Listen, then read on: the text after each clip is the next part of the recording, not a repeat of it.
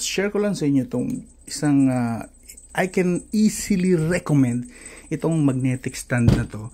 This is magnetic actually, hindi talaga siya naka-permanent dyan. Teka, medyo malakas yung magnet niya eh. So this is magnetic, both sides. So kahit alin dyan na side, pwede. See that? Sa sobrang lakas, pwede nyo rin po siya, basta nakakita kayo ng bakal, air or something, so pwede na kayong mag-vlog gamit ito. See that? Look at that. Hindi kayo mag-worry kasi nga medyo malakas yung magnet niya. You can also use this as stand kung gusto niyo manood. Kaya ibabalance ko lang, medyo mahirap kasi gamitin pagka isa lang ang kamay. Ayan. How about this? Yan So pwede kayo manood ng nakaganyan or pwede rin na nakatayo. Wait lang.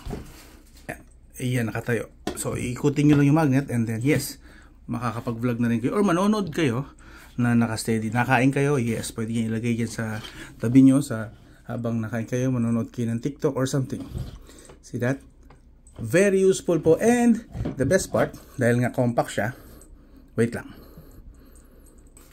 Dahil nga compact siya, pwede nyo po siyang itiklop and kasya po ito sa bulsa nyo. No hassle. So hindi nyo na actually kailangan pantanggalin to sa smartphone nyo.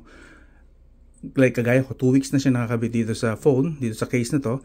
At very convenient. So nakakapag-vlog na ako anytime without any assistance. Ako na lang mismo nag-video sa sarili ko or nanonood ako and ipapatong ko siya. Meron na akong ganito na stand. See that?